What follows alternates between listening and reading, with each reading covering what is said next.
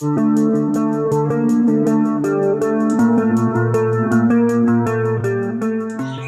de vocês nunca teve uma curiosidade de como organizar uma voadeira da forma correta, sempre preservando o bem-estar das aves, não é isso? Então no vídeo de hoje vou mostrar para vocês como eu organizo essa voadeira dos filhotes recém-apartados, ou seja, aqueles filhotes que não há mais a necessidade de ficar com os pais, tá certo? Então a gente vai estar organizando essa voadeira, colocando os filhotes e no final vocês deixam aí no comentário o que acharam dessa voadeira montadinha, tá certo? Antes de mais nada, seja muito bem-vindo ao nosso canal, tá certo? Meu nome é Luiz Neto, para quem não nos conhece. Sou o criador de canários, assim como você, e tenho o maior orgulho, o maior prazer de desenvolver conteúdos voltados para a canaricultura, pensando em melhorar cada vez mais o seu manejo e o manejo de vários criadores que, porventura, existe alguma dificuldade, tá certo? Então, vamos para o vídeo, que o vídeo é muito interessante e importante. Vamos lá! Bom, aqui em cima da gaiola já está o material, na verdade, os principais materiais que a gente vai utilizar na composição e organização dessa gaiola, tá certo? Primeiramente é o puleiro. Pessoal, puleiro, na minha opinião, é a parte mais importante dessa organização que a gente precisa ter. Por quê? O puleiro, pessoal, a gente tem que ter em mente uma coisa. Isso aqui é uma voadeira, o próprio nome já diz. A ave, principalmente filhote, ela precisa se movimentar, exercitar. Então não adianta de nada o criador tá enchendo a gaiola de poleiros, porque ele vai ter muita quantidade de filhote e na hora de dormir vai atrapalhar. Não é assim que funciona, tá certo? Voadeira, pessoal, você tem que ter um limite máximo de aves. Para você ter ideia, aqui na minha criação, essa voadeira tem 1 metro de comprimento. Eu não deixo passar de 12 aves nessa voadeira. 12 aves é uma quantidade que eu mantenho o conforto adequado para cada ave aqui. Então, para essas 12 aves, eu tenho unicamente 2 puleiros. E a distribuição desses 2 puleiros, eles não podem ser muito juntos. O ideal é que ele seja o mais afastado possível, pois vai permitir aquela ave voar na horizontal, porque muita gente não sabe, mas canários são aves que voam na horizontal. Não há necessidade de gaiolas muito altas para canários, tá certo?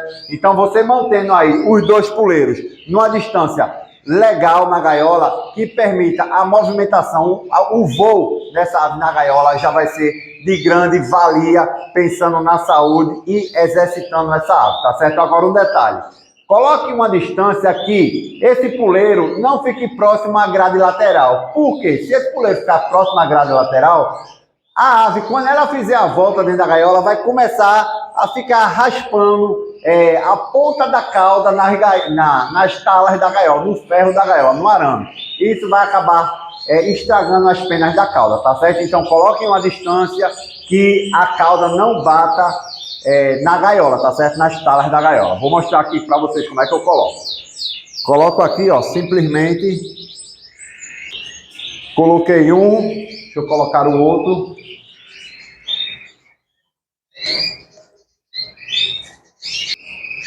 Pronto, poleiros colocados, tá certo?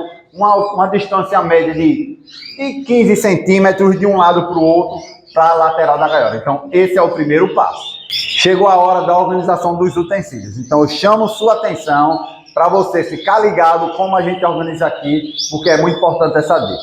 Vamos começar com as fontes de água. Eu sempre utilizo 2 fontes de água, tá certo? Nunca utilizo uma só. Primeiro, aqui eu utilizo garrafinha. Se uma garrafinha entupir, eu tenho a outra. Serve como uma emergência, certo? Segundo, eu coloco essas fontes de água sempre nas extremidades da gaiola. Por quê?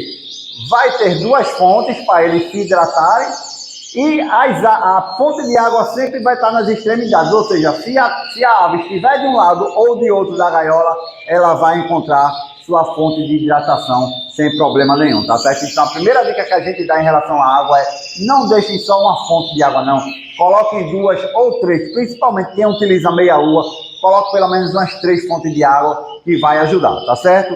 A mesma coisa serve para os meia-luas, que aqui onde a gente distribui alpiste, na minha situação aqui eu distribuo mistura de sementes ou extrusada. Nunca coloquem, pessoal, os potes juntos.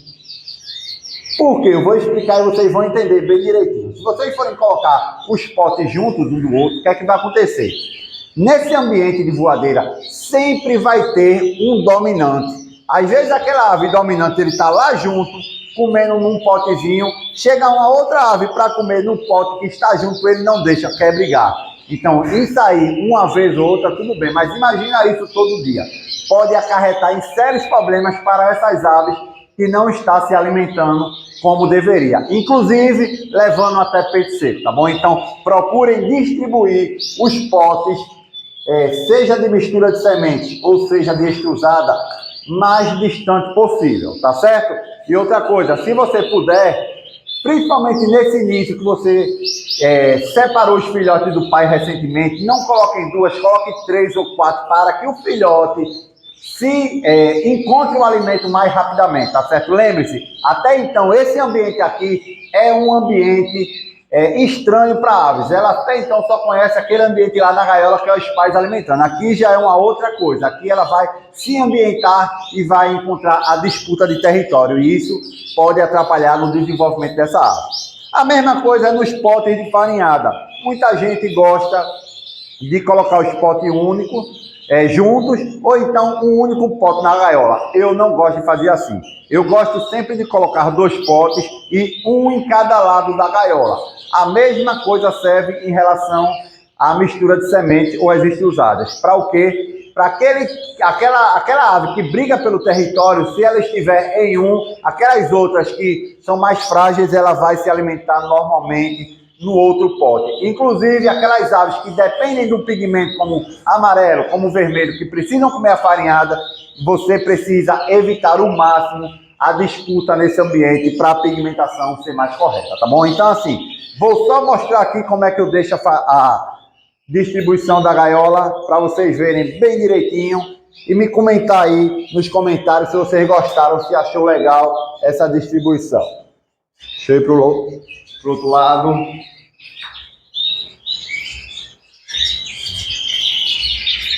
Aí está, pessoal. Essa é a distribuição das nossas voadeiras a partir do 30º dia de vida dos filhotes recém-separados. Com isso, eu garanto a você que as brigas que existiriam aqui vai diminuir pelo menos em 70%, tá certo? Porque briga sempre vai ter. Aquele dominante do território, ele sempre vai dominar. Mas o que é importante é que as outras aves não sintam deficiências nutricionais. E isso depende de você, criador.